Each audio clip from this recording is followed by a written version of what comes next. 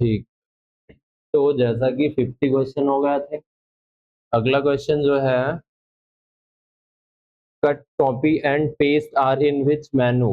जो cut command है, copy command है, पेस्ट कमांड है, ये तीनों कमांड किस मेन्यू के अंतर्गत पाए जाते हैं, या कौन सी मेन्यू होती है जिस मेन्यू में कट कॉपी पेस्ट का कमांड होता है। तो चाहे आप डेटा को कट कीजिए, कट किस लिए करते हैं, जैसे कई बार आवश्यकता पड़ती है, आपके पास पेज है और एक पेज के अंदर आपने दो पैसेज डाल रखे हैं। अब जैसा कि आपके पास ये पेज है, जिस पेज के अंदर आपने टू पैसेज टाइप कर रखे हैं। फर्स्ट पैसेज है जिसमें 3 लाइन्स हैं और सेकेंड पैसेज है जिसमें 4 लाइन्स हैं। अब ये बताया जा रहा है कि पहले वाले, ये आपका डॉक्यूमेंट गलत है, इसको सही करना है। और सही कब होगा, जब आप पहले वाला जो पैसेज है इसको क्या करना है, थर्ड पैसेज पर ही लाना, मतलब इसके पैसेज की कॉपी आपको नीचे बनानी है। जैसा पहले पैसेज में डाल रखा है वही सेम जानकारी तीसरे पैसेज में रहेगी। तो ऐसे में हम क्या करेंगे, इस डेटा को यहाँ से कॉपी करते हैं और कॉपी करने के बाद में यहाँ पे क्या कर देते हैं, पेस्ट कर देते हैं। तो जब पेस्ट कर देंगे थर्ड पैसेज की पोजीशन पर, तो थर्ड पैसेज पे क्या हो जाएगा, इसकी कॉपी बन जाएगी, यानी कि जो जानकारी यहाँ पे थर्ड पे होनी थी वो आ जाएगी। और अगर वो जब जानकारी आ गई है, तो ऐसे में हमारा डॉक्यूमेंट या पेज क्या हो गया है, सही हो गया है। तो इसका मतलब डॉक्यूमेंट के अंदर क्या हुए हैं, सुधार हुए हैं। सुधार मतलब एडिटिंग हुई है। तो एडिटिंग से रिलेटेड जो कमांड होंगे वो कहाँ पाए जाएंगे, एडिट मेन्यू में पाए जाएंगे। तो चाहे कट का कमांड हो या कॉपी का कमांड हो या पेस्ट का कमांड हो, कहाँ पाया जाएगा, एडिट मेन्यू में पाया जाएगा। और जैसा कि यहाँ पे दो कमांड पूछे जा रहे हैं कि डेटा को मूव करना, आपको अगर डेटा को मूव करना है तो उसके लिए आप कौन से कमांड एग्जीक्यूट करेंगे। तो डेटा को मूव करने के लिए हम क्या यूज करते हैं, कट एंड पेस्ट का यूज करते हैं। और जैसा कि शॉर्ट कीज भी, अगर आप कट की देखते हैं तो इसके लिए शॉर्ट की कौन सी हो जाती है, कंट्रोल प्लस एक्स होती है। और वही पेस्ट के लिए अगर हम देखते हैं तो पेस्ट के लिए शॉर्ट की क्या मिलती है, कंट्रोल प्लस वी मिल जाती है। लेकिन अगर पूछा जा रहा है कि डेटा को कॉपी करने के लिए कौन सी शॉर्ट की होती है, तो डेटा को कंप्लीटली तरीके से अगर आप कॉपी करना चाहते हैं, तो डेटा को कॉपी करने के लिए हमें कॉपी और पेस्ट की आवश्यकता पड़ती है। क्योंकि सिर्फ अगर आप कॉपी कर लोगे, पेस्ट नहीं करोगे, तो क्या उसका डुप्लीकेट बनेगा, नहीं बनेगा। तो कॉपी के लिए कौन सी शॉर्ट की है, सिंपल है, कंट्रोल प्लस सी है। और पेस्ट के लिए क्या रहेगा, तो कंट्रोल प्लस वी ही रहेगा। तो क्लियर है कि ये कमांड किस मेनू में पाए जाएंगे, और ना कि सिर्फ कट या कॉपी का ही कमांड। एडिटिंग से रिलेटेड जितने भी कमांड आ जाएं, कोई भी ऐसा कमांड पूछ लिया गया और हमें ऐसा लग रहा है कि ये कमांड एग्जीक्यूट करने से क्या होगा, डॉक्यूमेंट में सुधार होंगे, तो ऐसे में वो कहाँ पाया जाएगा, एडिट मेन्यू में पाया जाएगा। जैसे कि अनडू का कमांड, रीडू का कमांड, रिपीट का कमांड, ट्रैक चेंज का कमांड, ये सारे ऑप्शन कहाँ पाए जाएंगे, एडिट मेन्यू में ही पाए जाएंगे। नेक्स्ट अगर हम क्वेश्चन देखते हैं, what are the dotted area in an empty slide called. यानी कि एक जो एम्प्टी स्लाइड होती है या ब्लैंक स्लाइड होती है, उस ब्लैंक स्लाइड में जो डॉटेड एरिया होता है या जो डॉटेड क्षेत्र होता है उसे क्या कहा जाता है। तो डॉटेड एरिया को क्या बोलते हैं, मार्कर बोलते हैं, गाइड्स बोलते हैं, या क्या बोला जाता है। तो जैसे कि अगर हमारे पास एक स्लाइड है, जब भी हम इम्प्रेस को ओपन करेंगे तो एक स्लाइड ओपन होती है, और इस स्लाइड में अगर हम देखते हैं तो दो क्या पाए जाते हैं, डॉटेड एरिया पाए जाते हैं। और ये दोनों बॉक्स जो यहाँ पे दिख रहे हैं, ये दोनों बॉक्स किस तरीके से पाए जाते हैं, तो ये दोनों बॉक्स हमें कुछ इस तरीके से डॉटेड तरीके से मिलते हैं कि यहाँ पर डॉट बना होता है, ये डॉटेड तरीके का बॉक्स होते हैं, और एक नहीं, ये दोनों पाए जाते हैं इसी तरीके से। तो इसे हम बोलते क्या है एक्चुअल तरीके से, तो इसे बोला जाता है कि ये प्लेस होल्डर है। तो यहाँ पर सही आंसर क्या हो जाएगा, प्लेस होल्डर हो जाएगा। और ये जो बाय डिफॉल्ट स्लाइड ओपन होती है, इससे पीछे क्वेश्चन में हम कर चुके हैं कि जो इम्प्रेस की डिफॉल्ट स्लाइड होती है उसका नेम क्या होता है, टाइटल स्लाइड होती है। क्या कभी भी ये स्लाइड ब्लैंक हो सकती है, तो ये कभी भी ब्लैंक नहीं हो सकती है। तो यहाँ पर आपका सी ऑप्शन सही हो जाता है। नेक्स्ट क्वेश्चन है, in which generation was vacuum tube use. किस जनरेशन के कंप्यूटर में वैक्यूम ट्यूब का प्रयोग किया गया था। तो जैसे कि अगर हम जनरेशन को देखते हैं तो टोटल कितनी जनरेशन है, 5 जनरेशन है। फर्स्ट जनरेशन के जो कंप्यूटर थे, यहाँ पर किस हार्डवेयर तकनीक का प्रयोग किया गया था, वैक्यूम ट्यूब तकनीक का प्रयोग किया गया था। तो सही आंसर ए है। सेकेंड जनरेशन में अगर हम देखते हैं तो कंप्यूटर में किस हार्डवेयर तकनीक का यूज किया गया था, वैक्यूम ट्यूब को हटा दिया गया था, यहाँ पर ट्रांजिस्टर लगा दिया गया था। वही अगर हम थर्ड में देखते हैं तो ट्रांजिस्टर को भी हटा दिया गया, आईसी को लगाया गया, और अगर फोर्थ में देखते हैं तो आईसी की संख्या बढ़ा दी गई, जिससे क्या बन गया, वीएलएसआई, या कई बार इसे एलएसआई भी बोला जाता है। वीएलएसआई का फुल नेम क्या होता है, वेरी लार्ज स्केल इंटीग्रेशन, और एलएसआई को बोलेंगे लार्ज स्केल इंटीग्रेशन। तो यहाँ पे अगर जनरेशन में पूछा जा रहा है वैक्यूम ट्यूब किस जनरेशन में प्रयोग किया गया, कई बार क्वेश्चन को इसी तरीके से लिया जाएगा कि फर्स्ट जनरेशन के कंप्यूटर किस हार्डवेयर तकनीक पर आधारित थे। तो वो चाहे वैक्यूम ट्यूब हो, चाहे ट्रांजिस्टर हो, चाहे आईसी हो, और चाहे वो वीएलएसआई हो, ये सभी क्या है, हार्डवेयर कंपोनेंट ही तो है। नेक्स्ट अगर हम इन्हीं जनरेशन में ही अगर हम देखते हैं, अगर पूछा जाता है कि फर्स्ट जनरेशन में किस सॉफ्टवेयर तकनीक या सेकेंड जनरेशन के जो कंप्यूटर थे वो किस सॉफ्टवेयर तकनीक पर आधारित थे, जिसका मतलब क्या होगा, मतलब यह है कि फर्स्ट जनरेशन में जो सॉफ्टवेयर यूज किए जा रहे थे, जैसे कि आज के समय में जो हम सॉफ्टवेयर यूज करते हैं, वर्ड, एक्सेल, पावर पॉइंट, या इसके अलावा जितने भी एप्लीकेशन यूज कर रहे हैं, वो सारे एप्लीकेशन किस भाषा में विकसित किए जा रहे हैं, हाई लेवल लैंग्वेज में विकसित किए जा रहे हैं। वैसे ही फर्स्ट जनरेशन के जो प्रोग्राम होते थे या सॉफ्टवेयर होते थे वो किस लैंग्वेज पर आधारित थे, मशीन लैंग्वेज पर आधारित थे। तो इस तरीके से अगर पूछा जाता है कि फर्स्ट जनरेशन के कंप्यूटर में किस भाषा का प्रयोग किया गया, मशीन। सेकेंड जनरेशन के कंप्यूटर किस भाषा पर आधारित थे, तो ये आधारित थे असेंबली लैंग्वेज पर, मतलब ये मशीन तो जानते ही जानते थे, इसके साथ साथ में ये असेंबली लैंग्वेज को भी प्रोसेस करने में सक्षम थे। थर्ड जनरेशन में अगर हम देखते हैं तो थर्ड जनरेशन के कंप्यूटर किस भाषा पर आधारित है, तो ये हाई लेवल लैंग्वेज पर आधारित है, ये हाई लेवल लैंग्वेज को प्रोसेस करने में सक्षम है। फोर्थ जनरेशन में अगर हम देखते हैं तो कुछ यहाँ पे साइंटिफिक लैंग्वेजेस आ जाती हैं, जैसे कि एडा हो जाता है, और फोर्ट्रान हो जाता है, फोर्ट्रान, कोबोल, इस तरीके की जो भाषाएं होती हैं, इनको भी प्रोसेस करने में सक्षम हो गए, यानी कि इन भाषाओं को भी ये प्रोसेस करने लगे। फिफ्थ जनरेशन में अगर हम देखते हैं तो अगर जो पांचवी जनरेशन यहाँ पे आती है, फिफ्थ जनरेशन के कंप्यूटर किस हार्डवेयर तकनीक पर आधारित थे, तो वो एसएलएसआई तकनीक पर आधारित थे, जिसे यूएलएसआई भी कहा जाता है। जब एसएल की एस लगा हुआ है तो यहाँ पे क्या हो जाएगा, सुपर लार्ज स्केल इंटीग्रेशन, और यू लगा हुआ है तो यहाँ पे क्या हो जाएगा, अल्ट्रा लार्ज स्केल इंटीग्रेशन। और अगर लैंग्वेज की बात करते हैं कि फिफ्थ जनरेशन के जो कंप्यूटर हैं वो किस लैंग्वेज पर आधारित हैं, तो ये नेचुरल लैंग्वेज पर आधारित है, यानी कि ये नेचुरल लैंग्वेज को भी प्रोसेस करने में सक्षम है। इसीलिए क्या होता है कि आज के समय में आप इंटरनेट पर कुछ भी सर्च करना होता है तो गूगल असिस्टेंट या जेमिनाई को कमांड देते हैं और वो हमें क्या करता है, सर्च करके देता है। तो यहाँ पर हम ना तो वहाँ टाइप कर रहे हैं, हम जो बोलते हैं वही कंप्यूटर क्या करता है, काम करता है। तो क्लियर है पांचों जनरेशन की हार्डवेयर टेक्नोलॉजी क्या है और सॉफ्टवेयर टेक्नोलॉजी क्या है।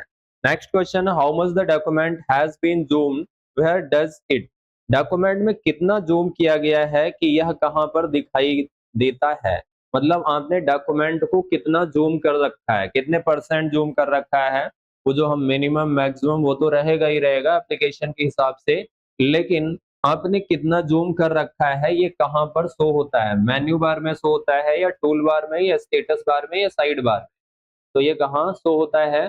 तो जैसा कि ये जो जूम कितना किया गया है ये स्टेटस बार में शो करता है। स्टेटस बार के राइट साइड में यहाँ पर इस कॉर्नर में देखेंगे तो एक जूम स्लाइडर दिया होता है। तो स्टेटस बार में क्या दिखाया जाता है, हमें जूम स्लाइडर मिलता है, जिस जूम स्लाइडर के माध्यम से हम क्या कर पाते हैं, पेज को जूम इन जूम आउट कर पाते हैं, और यही हमें दिखाता है कि करंट टाइम में पेज कितने परसेंट पर जूम है। नेक्स्ट अगर हम देखते हैं तो व्हाट इज द शॉर्ट की टू रीबूट, सिस्टम को रीबूट करने के लिए शॉर्ट की क्या होती है। तो अगर आप सिस्टम को रीबूट करना चाहते हैं तो रीबूट करने के लिए कौन सी शॉर्ट की यूज करेंगे, अल्ट कंट्रोल डेल है, या control plus shift plus escape है, या अल्ट प्लस F4 है, या विंडो प्लस एल है। तो सिस्टम को रीबूट करने के लिए जो शॉर्ट की मिलती है वो हमें मिलती है अल्ट कंट्रोल डेल। अगर हम तीनों बटन को एक साथ में दबाते हैं तो ऐसे में सिस्टम क्या होगा, रीबूट हो जाएगा, यानी कि वो बूट हो रहा था किसी भी प्रोसेस से अलग बूटिंग अलग बूटिंग प्रोसेस में पहुंच गया है, या एक तरीके से बूटिंग बहुत स्लो कर रहा है, या बूटिंग रुक चुकी है, ऐसा कुछ भी प्रोसेस हो गया है, कुछ भी ऐसी सिचुएशन आई है, तो ऐसे में अल्ट कंट्रोल डेट दबा करके उसे पुनः रीबूट करा सकते हैं। लेकिन जब यहाँ पे बूट वर्ड आ रहा है, तो जैसा कि जो बूटिंग होती है, बूट का मतलब क्या होता है? तो बूट का मतलब होता है कंप्यूटर को ऑन करना। तो कंप्यूटर को ऑन करना ही क्या, या कंप्यूटर का ऑन होना ही क्या कहलाता है? बूटिंग कहलाता है। लेकिन ये जो बूटिंग होती है, वो बूटिंग कितने प्रकार की होती है? अगर पूछा जा रहा है कि बूटिंग कितने टाइप की है, तो बूटिंग 2 टाइप की होती है। कौन-कौन सी होती है? एक मिलती है हमें कोल्ड बूटिंग, और दूसरी कौन सी बूटिंग होती है? तो दूसरी होती है वार्म बूटिंग। दोनों में क्या अंतर रहता है? तो जैसा कि जो कोल्ड बूटिंग तब होती है, आपका कोई भी कंप्यूटर स्विच ऑफ रखा हुआ है और आप क्या करते हैं, उसे स्विच ऑन करने का कमांड देते हैं। यानी कि सीधा सा प्रोसेस है, जब कंप्यूटर क्या होगा, जब कोई भी डिवाइस स्विच ऑन होती है, तो स्विच ऑन होने पर जो बूटिंग होती है वो कौन सी होती है? कोल्ड बूटिंग होती है। लेकिन आपका सिस्टम पहले से ही चल रहा था, आप उस पे वर्क कर रहे थे, आपको अब आपका जो सिस्टम है वो स्पीड स्लो दे रहा है, या एक कुछ ऐसे कमांड हैं जो एग्जीक्यूट नहीं कर रहा है, मतलब ऐसी कुछ भी प्रॉब्लम आपको महसूस हो रही है, तो आप क्या करते हैं, उस सिस्टम को रीस्टार्ट करते हैं। रीस्टार्ट या रीबूट का कमांड कई डिवाइसों में हमें रीस्टार्ट का ऑप्शन मिलता है। मोस्टली लैपटॉप, डेस्कटॉप में हमें रीस्टार्ट ही मिलेगा, लेकिन कई मोबाइल फ़ोन आते हैं जिनमें रीस्टार्ट वर्ड नहीं दिया जाता, रीबूट वर्ड दे दिया जाता है। तो जब आप सिस्टम को क्या करते हैं, रीस्टार्ट करते हैं, तो जैसे ही आप रीस्टार्ट कमांड पे क्लिक करते हैं, आपका कंप्यूटर शट डाउन होता है, और शट डाउन होने के तुरंत बाद खुद से ही स्विच ऑन उसका हो जाता है। तब वो जो बूटिंग हो रही है, तो वो कौन-सी बूटिंग हो रही है? वार्म बूटिंग हो रही है। तो स्विच ऑन के समय बूटिंग कोल्ड है, और रीस्टार्ट के समय जो होने वाली बूटिंग वो कौन-सी हो जाएगी? वार्म बूटिंग हो जाएगी। नेक्स्ट क्वेश्चन अगर हम देखते हैं, what is the default alignment in writer? Writer का डिफॉल्ट अलाइनमेंट क्या होता है? यानी कि जब भी आप राइटर को ओपन करेंगे, डेटा को टाइप करना स्टार्ट करेंगे, तो आपका जो डेटा है वो किस अलाइनमेंट पर सेट होगा? तो आपको लेफ्ट अलाइनमेंट पर मिलता है। कोई भी एप्लीकेशन हो, चाहे राइटर हो, कैल्क हो, इम्प्रेस हो, और चाहे वर्ड, एक्सेल, पावर पॉइंट कोई भी हो, सभी में जो टेक्स्ट होता है वो by default left he align रहता है। बाकी आप अपने अकॉर्डिंग राइट, सेंटर, जस्टिफाई मर्ज़ी हो जहाँ करा सकते हैं। लेफ्ट अलाइनमेंट के लिए कौन-सी शार्ट की होती है? तो जैसा कि सिंपल है कि कंट्रोल प्लस एल होता है। राइट के लिए हमें क्या मिलता है? कंट्रोल प्लस आर मिलता है। वही सेंटर के लिए हमें कौन-सी शार्ट की मिलती है? कंट्रोल सी, क्या होगा? तो कंट्रोल प्लस ई होगा, ना कि कंट्रोल प्लस सी। और जस्टिफाई के लिए क्या रहता है? कंट्रोल प्लस जे रहता है। अब यहाँ से अगर क्वेश्चन पूछा जाता है कि वह कौन सा अलाइनमेंट होता है जिसमें प्रत्येक पैसेज की दोनों तरफ से लाइनें एक बराबर रहती हैं, तो वो कौन सा हो जाएगा? दोनों तरफ से एक बराबर हैं, तो वो जस्टिफाई हो जाएगा। जस्टिफाई एक ऐसा अलाइनमेंट है जो प्रत्येक पैसेज की लाइनों को दोनों तरफ से एक बराबर रखता है। और वही अगर पूछ लिया जाता है कि अलाइनमेंट बदलने के लिए किस मेन्यू का प्रयोग करते हैं, या अलाइनमेंट का ऑप्शन किस मेन्यू में पाया जाता है, तो अलाइनमेंट का ऑप्शन जो मिलेगा वो हमें फॉर्मेट मेन्यू में मिलेगा। क्योंकि अलाइनमेंट बदल रहे हैं, मतलब अपने डॉक्यूमेंट को क्या कर रहे हैं? अट्रैक्टिव बना रहे हैं, मतलब उसकी फॉर्मेटिंग कर रहे हैं, और फॉर्मेटिंग से रिलेटेड जितने कमांड होंगे सब किस मेन्यू में पाए जाएंगे? फॉर्मेट मेन्यू में पाए जाएंगे। अगर यहाँ पे टूल बार पूछा जा रहा है, ये तो मेन्यू हो गई। अगर पूछ लिया जा रहा है कि अलाइनमेंट बटन किस टूल बार में होते हैं, तो वो कहाँ पे पाए जाएंगे? फॉर्मेटिंग टूल बार में पाए जाएंगे। तो फॉर्मेटिंग टूल बार में ये बटन मिलते हैं, तो इन दोनों में से कहीं से भी आप अलाइनमेंट चेंज कर सकते हैं। नेक्स्ट क्वेश्चन है, which of the following is a type of malware? The डेस्ट is self the legitimate software, यानी कि निम्नलिखित में से कौन सा मेलवेयर का एक प्रकार का मेलवेयर है जो खुद का वैध सॉफ्टवेयर के रूप में प्रछन्न करता है? यानी कि यहाँ पे क्या करता है, खुद को है मेलवेयर, लेकिन क्या करेगा, खुद को वो बताता है, एक तरीके से प्रतीत कराता है कि हम क्या है, एक वैलिड सॉफ्टवेयर है, ना कि हम कोई मेलवेयर हैं। मेलवेयर क्या होता है? एक तरीके से इसे बोलते हैं, प्रभावित एक वायरस का ही प्रकार होता है जो किसके लिए यूज किया जाता है? कंप्यूटर अटैक के लिए यूज किया जाता है या कंप्यूटर पर अटैक करने के लिए यूज किया जाता है?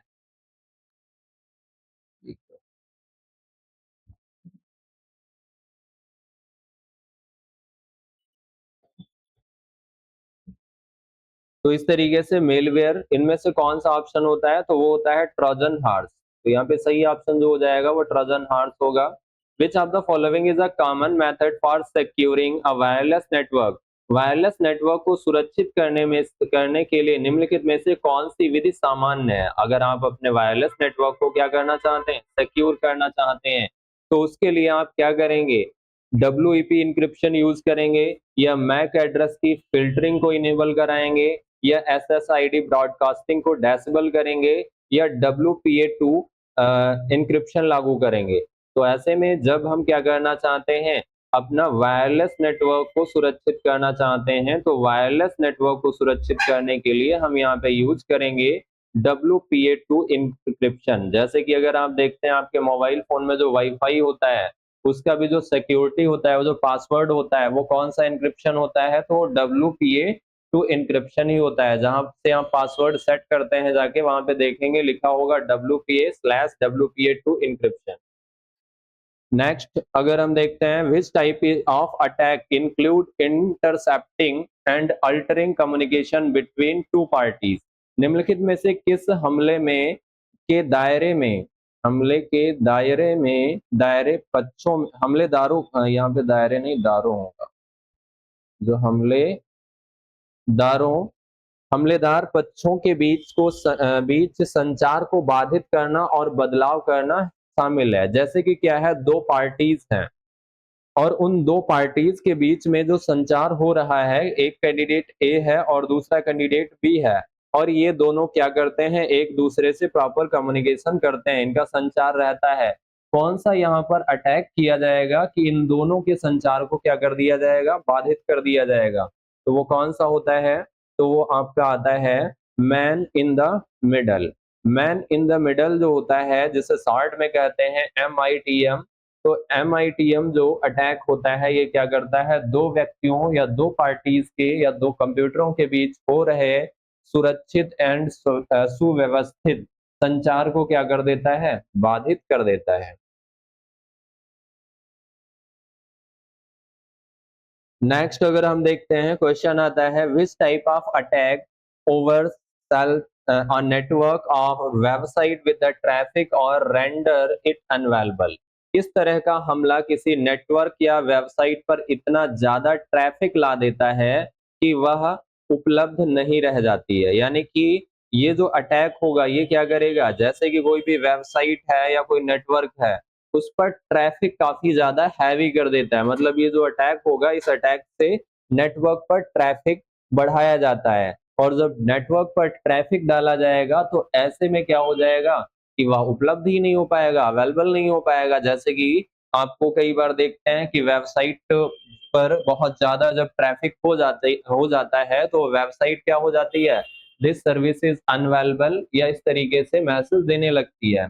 तो वैसे कहाँ क्या होता है कि यहाँ पर एक तरीके से वैध यूजर यहाँ पे नहीं ट्रैफिक कर रहे हैं, यहाँ पे किसी अटैकर के द्वारा क्या किया गया है? ट्रैफिक बढ़ाया गया है, जिस वजह से क्या होता है कि वहां पर की जो जानकारी होती है वो उपलब्ध नहीं हो पा रही है विजिटर को। तो ऐसे अटैक को हम क्या कहते हैं? डेनियल ऑफ सर्विस कहते हैं, जिसे शॉर्ट में DOS कहा जाता है। नेक्स्ट अगर हम देखते हैं विच of the following is not a type of antivirus software? इनमें से कौन सा एक एंटीवायरस सॉफ्टवेयर स्कैन का प्रकार नहीं है, यानी कि एंटीवायरस सॉफ्टवेयर नहीं है? तो एंटीवायरस का प्रयोग हम करते किस लिए? वायरस से बचने के लिए हम एंटीवायरस का प्रयोग करते हैं। तो इनमें से जैसा कि जो क्विक स्कैन होता है, ये भी क्या है? एक एंटीवायरस है। इसके साथ साथ में फुल स्कैन, ये भी एंटीवायरस है। कस्टम स्कैन, ये भी क्या है? एक एंटीवायरस है। लेकिन इंक्रीमेंटल स्कैन जो होता है, ये स्कैन का प्रकार नहीं, यहाँ पे एंटीवायरस के स्कैन का प्रकार पूछा जा रहा है। ये स्कैन के प्रकार है, ना कि एंटीवायरस के प्रकार है।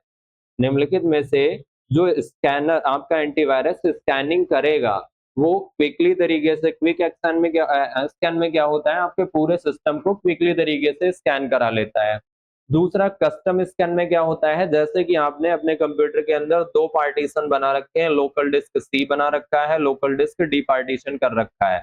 अब आप चाहते हैं कि हम केवल और केवल डी को स्कैन कराना चाहते हैं, सी को नहीं कराएंगे, तो ऐसे में हम क्या कर लेंगे, कस्टम स्कैन से करा लेंगे। अगर आप डिटेल्ड में और कंप्लीट सिस्टम को या कंप्लीट ड्राइव को क्या करना चाहते हैं, दोनों को पूर्ण रूप से स्कैन कराना चाहते हैं, तो ऐसे में हम क्या यूज करते हैं, फुल स्कैन करते हैं। तो स्कैन के 3 टाइप हैं, क्विक, फुल और कस्टम। इंक्रीमेंटल स्कैन नहीं होता है। Next, what is the primary goal of cyber security? जो हम साइबर सिक्योरिटी यूज करते हैं, उसका प्राइमरी जो है वो गोल क्या होता है या प्राथमिक लक्ष्य क्या होता है? To protect computer system and network from theft और डैमेज। कि अपने कंप्यूटर या नेटवर्क को किसी भी खतरे या हमले से बचाने के लिए हम साइबर सिक्योरिटी अप्लाई करते हैं, या to improve the speed of computer system, अपने कंप्यूटर की स्पीड को इम्प्रूव कराने के लिए, स्पीड को बढ़ाने के लिए, तो ये तो नहीं हो सकता है। इंक्रीज इंटरनेट बैंडविड्थ, हम अपने इंटरनेट, जो हमारा इंटरनेट कनेक्शन है उसकी बैंडविड्थ बढ़ाने का मतलब स्पीड बढ़ाने के लिए साइबर सिक्योरिटी लागू करते हैं, तो वो भी नहीं है। To develop new software application, नए सॉफ्टवेयर एप्लीकेशन विकसित करने के लिए, नया एप्लीकेशन विकसित करने के लिए, तो ये भी नहीं है। हम जो साइबर सिक्योरिटी लागू करते हैं वो किस लिए करते हैं, अपने कंप्यूटर या नेटवर्क को किसी भी हमले या खतरे से बचाने के लिए करते हैं। और यहाँ पे जो साइबर वर्ड आता है, इस साइबर का मतलब क्या होता है? साइबर का मतलब होता है इंटरनेट आधारित, जैसे कि सिक्योरिटी, तो इंटरनेट पर जो हम सिक्योरिटी लगा रहे हैं, जिससे कि क्या है, कोई भी व्यक्ति हमारे नेटवर्क पर हमला ना कर सके, हमारी जानकारी को एक्सेस ना कर सके या हमारी जानकारी पर हमला ना कर सके, तो वो क्या कहलाती है, साइबर सिक्योरिटी कहलाती है। जैसे कि साइबर अटैक किसे कहते हैं, जब इंटरनेट या कंप्यूटर, सीधा सा प्रोसेस है कि सूचना प्रौद्योगिकी आईटी का प्रयोग के तकनीक के माध्यम से जब कोई भी व्यक्ति क्या करता है, किसी अननोन व्यक्ति को या किसी दूसरे पर्सन को हानि पहुंचाता है, तो उसके द्वारा किया गया अटैक क्या कहलाएगा, साइबर अटैक। क्योंकि उसने फिजिकली अटैक नहीं किया है, किस कैसा अटैक किया है, डिजिटली अटैक किया है, वो चाहे उसके नेटवर्क पर किया हो और चाहे वो उसके कंप्यूटर पर किया हो। तो वैसे ही हम डिजिटली अटैक से या डिजिटली नुकसान से बचने के लिए हम जो सुरक्षा लागू करते हैं, वही क्या कहलाता है, साइबर सिक्योरिटी कहलाता है। Next, which type of attack involves sending deceptive email trick user into revealing insensitive information? किस प्रकार के हमले में यूजर को संवेदनशील, ये रहेगा संवेदनशील जानकारी का खुलासा करने के लिए भ्रामक ईमेल भेजना शामिल होता है। यानी कि यहाँ पर क्या होगा कि ये जो आपको अटैक किया जाएगा, यानी कि इस प्रकार का जब अटैक किया जाता है, तो इसमें क्या होता है कि आपकी जो कोई भी ऐसी मेल है जिसके अंदर आपकी सेंसिटिव इंफॉर्मेशन है, तो हमले में यूजर को संवेदनशील जानकारी का खुलासा करने के लिए भ्रामक ईमेल भेजना शामिल होता है। कि आपको क्या किया जाएगा, ऐसा कोई भ्रामक ईमेल सेंड किया जाएगा, ऐसी इंफॉर्मेशन उसमें दी जाएगी, जिस इंफॉर्मेशन को रीड करके या देख करके आप क्या हो जाएंगे, भ्रमित हो जाएंगे। और जब भ्रमित हो रहे हैं तो उसमें कोई भी इसी तरीके की जानकारी मांगी जा रही है, और कौन सी जानकारी, जो आपकी सेंसिटिव जानकारी है या संवेदनशील जानकारी, जिसे बोल सकते हैं, जो एक तरीके से किसी अननोन व्यक्ति की शेयरेबल नहीं है, जिसे हम अननोन व्यक्ति को शेयर नहीं कर सकते हैं। तो ऐसी जानकारी को वो भेजने के लिए हमें क्या कराता है, एक प्रकार से विवश कराता है, तो उसे हम क्या बोलते हैं, रैनसमवेयर बोलते हैं, या फिशिंग कहते हैं, या एसक्यूएल इंजेक्शन, या डेनियल ऑफ सर्विस, तो उसे कहते हैं फिशिंग। तो यहाँ पे जैसे कि 3 वर्ड आते हैं इससे रिलेटेड, एक आता है फिशिंग होता है, एक तो हमें यहीं पे जो फिशिंग मिल रहा है, तीनों में अगर अंतर देखते हैं, एक हमें विशिंग का भी वर्ड मिल जाता है, एक विशिंग होता है, और तीसरा कौन सा होता है, स्मिशिंग होता है। तीसरा हमें यहाँ पे जो अटैक मिल जाता है वो स्मिशिंग मिल जाता है। कुछ समय पहले अगर हम देखते हैं तो सबसे पहले जो अटैक चला था वो कौन सा चला था, विशिंग का चला था। फिर उसके बाद स्मिशिंग का चला, और आज के समय में क्या है, फिशिंग चल रहा है, बाकी इसके अलावा और भी कई अटैक हैं।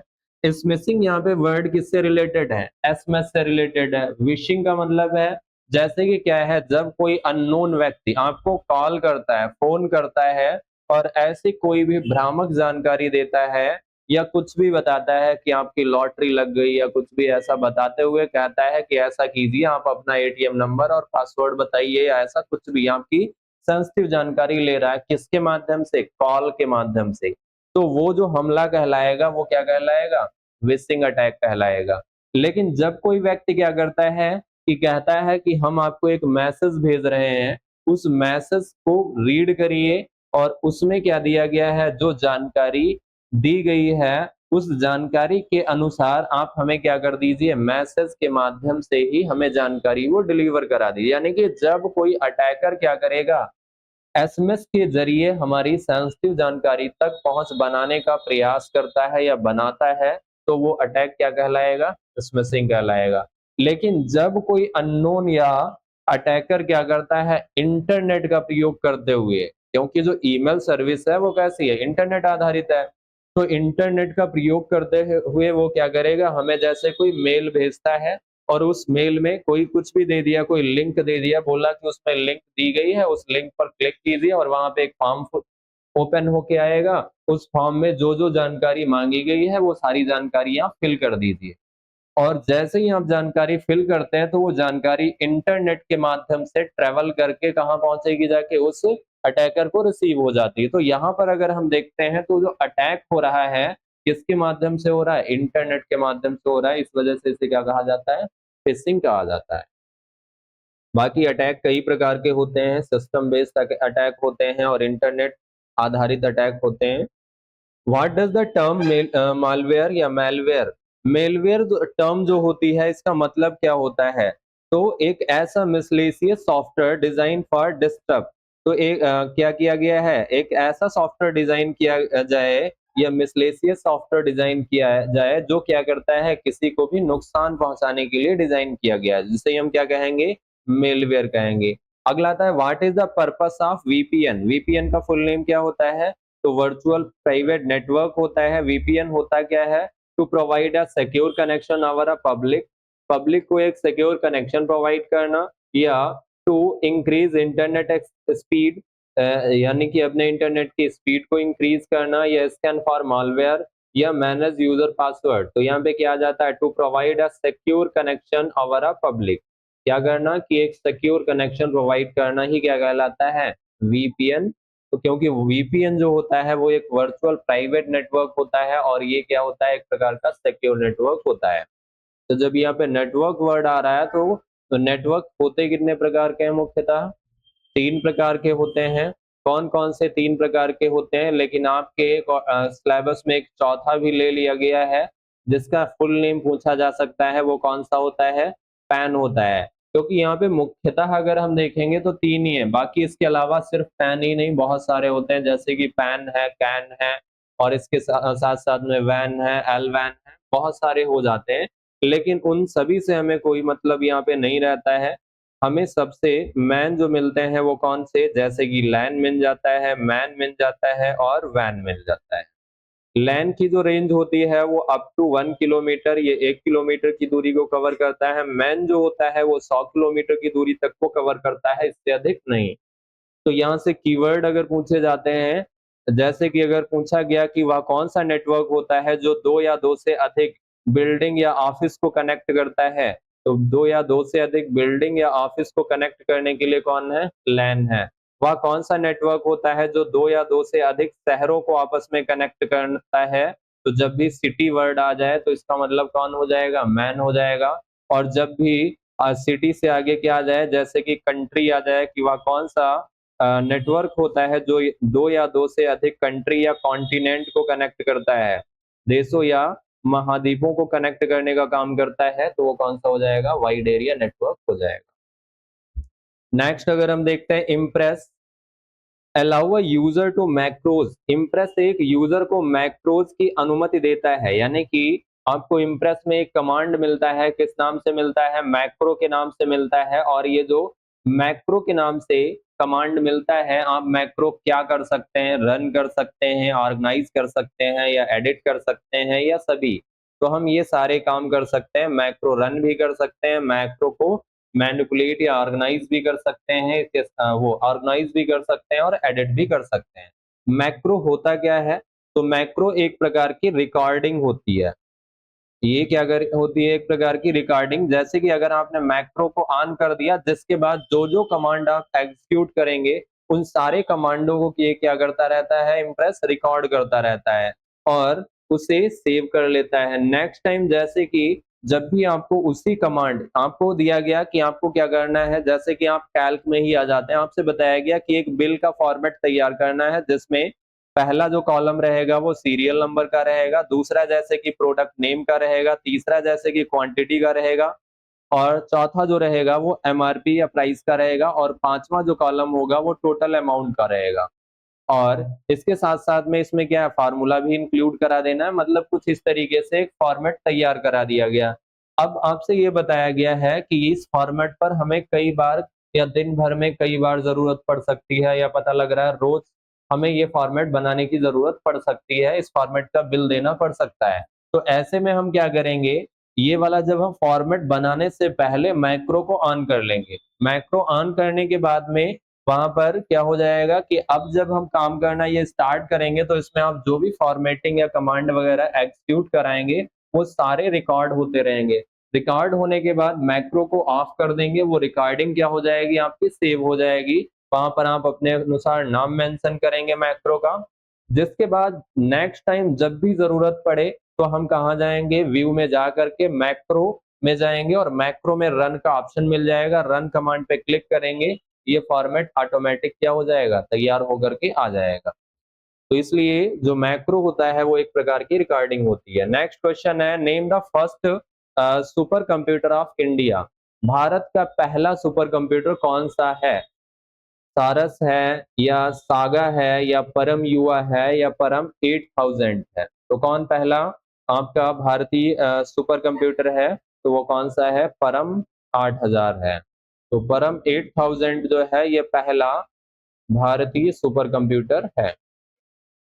और जैसा कि यहाँ पे जो सुपर कंप्यूटर वर्ड आ रहा है, तो ये जो सुपर कंप्यूटर होता है, इसके अलावा अन्य कौन-कौन से कंप्यूटर होते हैं? जैसे कि अगर हम देखते हैं कि एक जो कंप्यूटर होता है, कंप्यूटर के कितने प्रकार के कंप्यूटर होते हैं?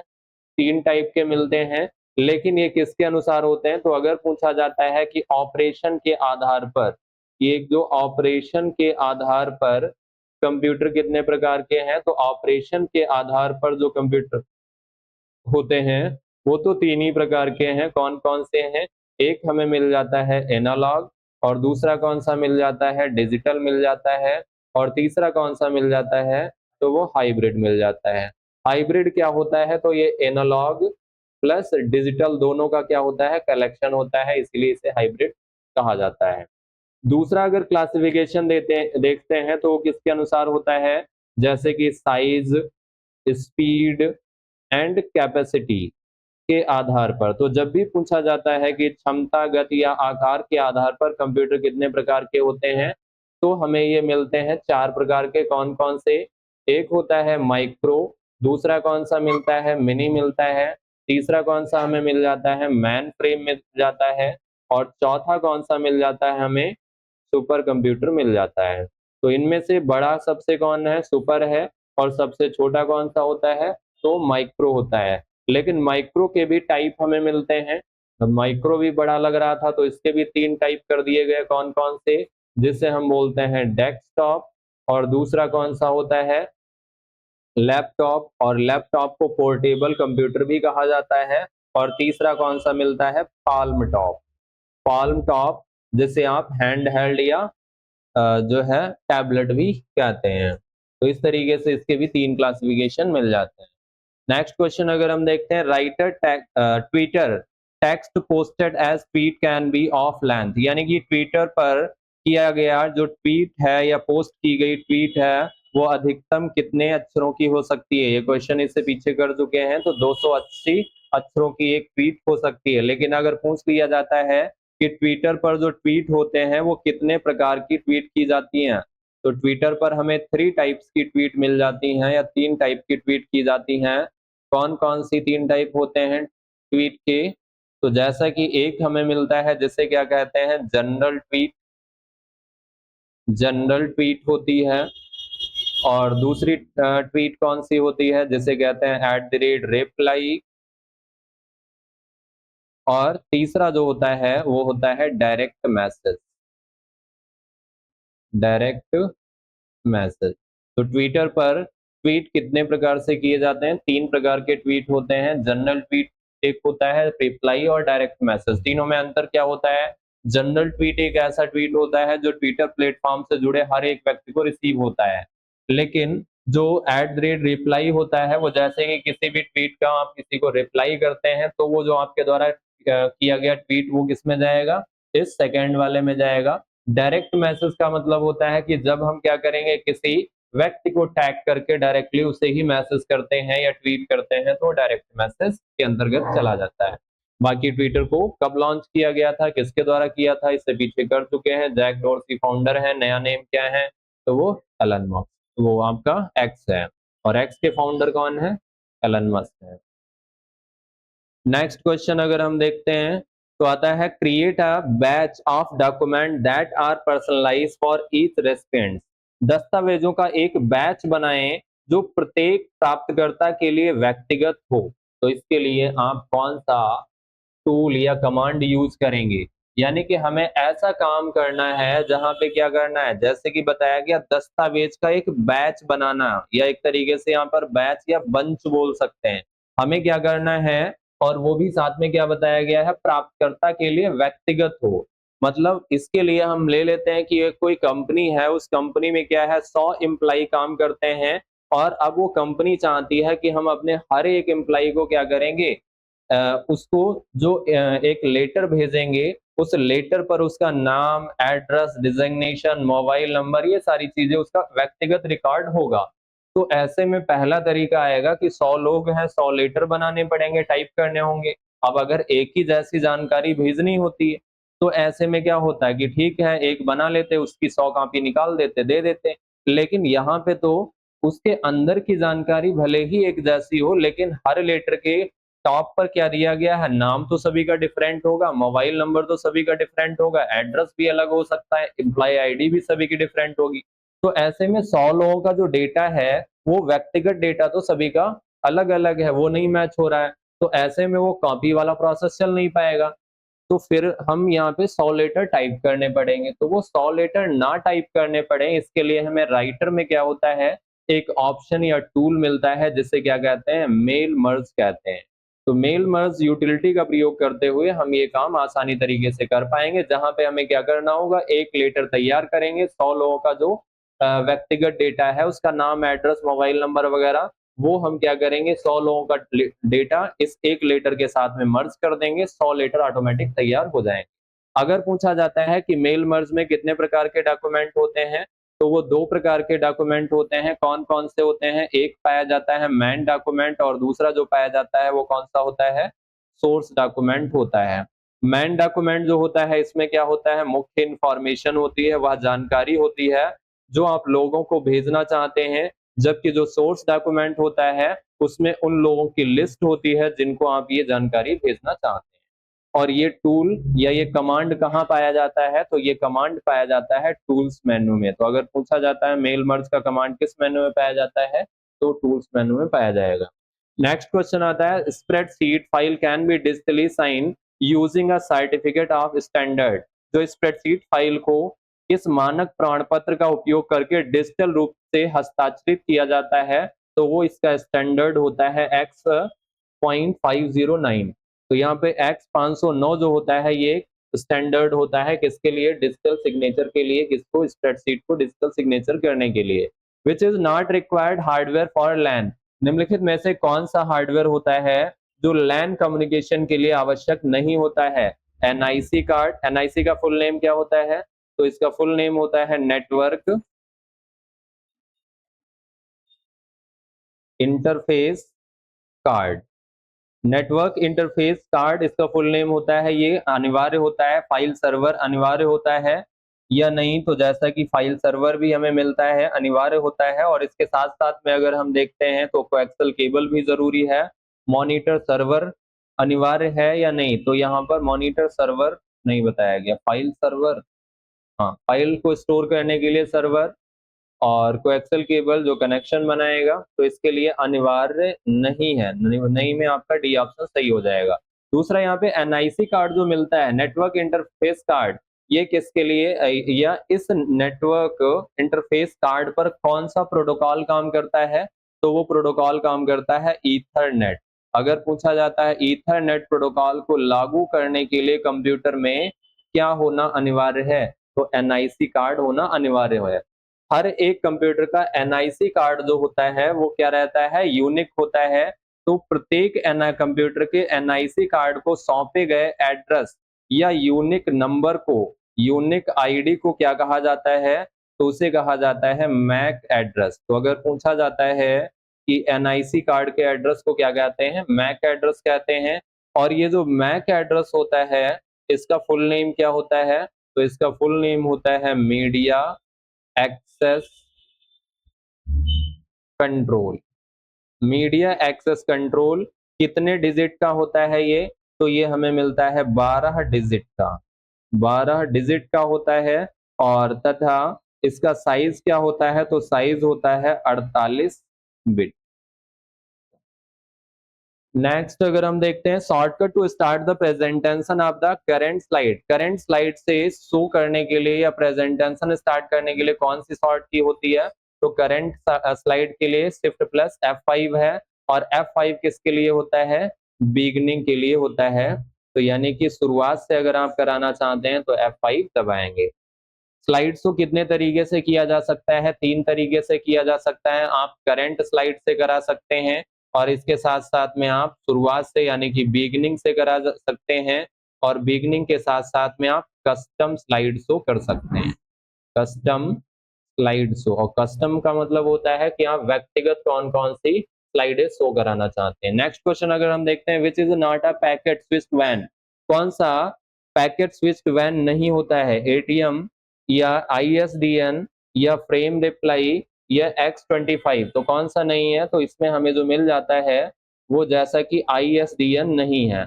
एटीएम होता है, एटीएम का फुल नेम क्या होता है? Automated teller machine. ATM number कितने डिजिट का होता है? तो 16 डिजिट का होता है। और इसके साथ-साथ में जो एटीएम के में अगर पूछा जाता है सीवीवी कितने डिजिट का होता है? तो ये 3 डिजिट का होता है। सीवीवी आपको मिलता है 3 डिजिट का, जो एटीएम के बैक साइड में जो ब्लैक कलर की पट्टी होती है उसके बिल्कुल राइट साइड में देखेंगे तो 3 डिजिट जो दिए होते हैं वही सीवीवी होते हैं, जिसका फुल नेम होता है customer verification value. Next, document file create in LibreOffice Writer is save with in the extension. तो राइटर का एक्सटेंशन क्या होता है? डॉट ओडीटी होता है।